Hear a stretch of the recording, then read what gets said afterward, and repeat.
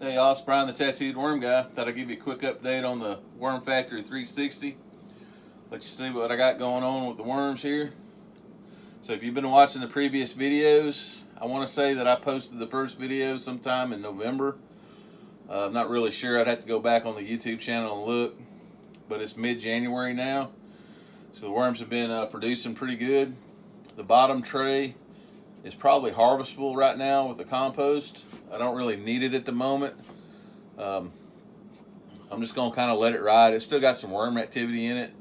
I kind of feel like as long as they're in there pretty active, they're probably still eating stuff, so there's no need to pull it out right now. The top tray, from the previous videos, it's basically got blended up collard greens and kale, lettuce, vegetable matter like that. And I took it and kind of layered it in like a lasagna effect, I guess, with some cardboard and brown paper bags. The worms are really liking that.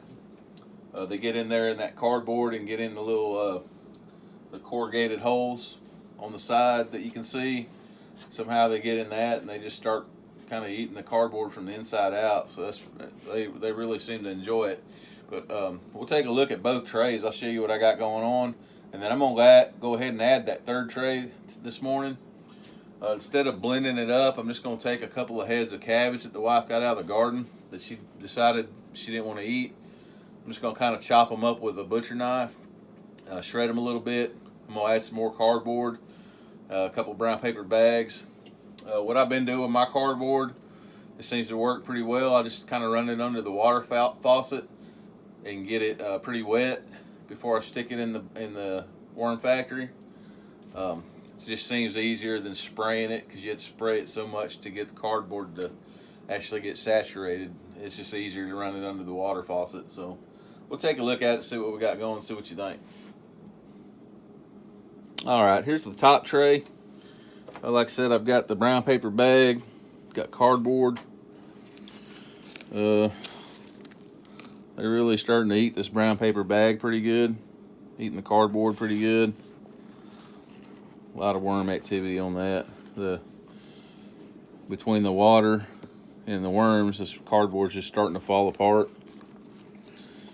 I added some lettuce leaves yesterday and some cornmeal. They really seem to like that. Try to keep my arm out of the way there, but yeah, they're really liking this. You can kind of see there's a piece of a strawberry.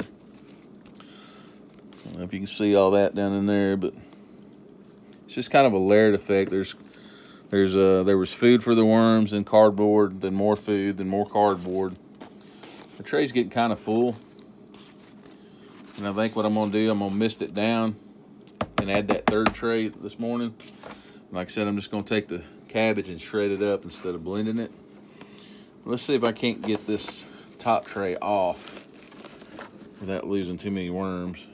You can see what that bottom tray looks like. Like I said, this looks like pretty healthy compost to me. Still got some worm activity.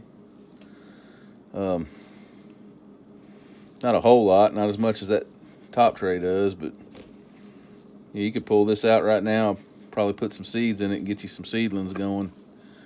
And I'll break it up a little bit since I got the tray off. I haven't took it off in a while. I'm sure the worms like me disturbing their bed, but man, this stuff just smells like I said, I think I've said it before, man, it smells like a good, healthy soil. I can't wait to try to grow some seeds in it. And I wish I had a little grow lamp or something. We'd go ahead and get our seedlings started. But as you see, like I said, there's still a lot of worm activity down here. So if I needed this today, I could probably go ahead and start harvesting it. And what you would do, you would take this tray and put it on top of your other tray.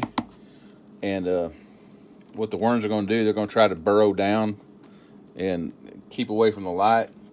And then you would take your little scraper, your little like Bondo scraper that came with the kit, scrape some of this off a little bit at a time, put it in whatever container you're going to keep the compost in, and then you're going to expose the worms that are underneath that first layer, and once the light hits them, they'll just continue to burrow down. You just keep doing that.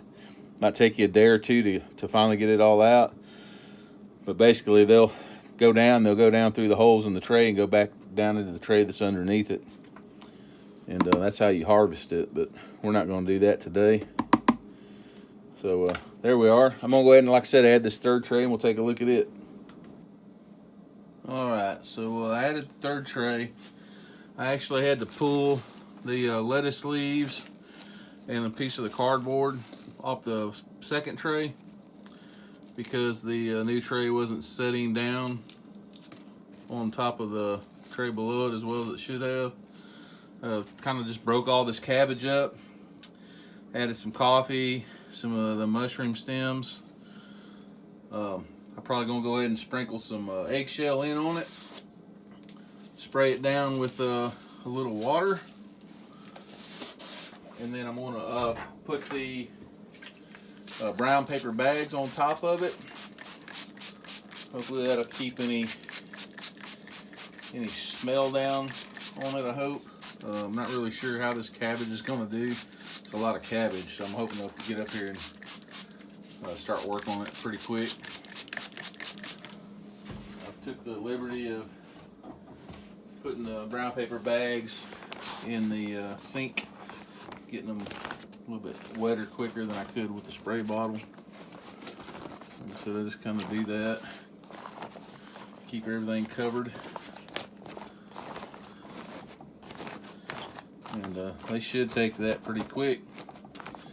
What I may do is hold off on publishing this video and check back on these later in the day or in the morning, and we'll see what they're doing and try to add that to the video before I publish it.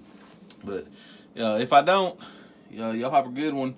Go ahead and like and subscribe to the page. And if you have any questions, just email me at tattooedwormguy@gmail.com. And until next time, we'll see y'all later.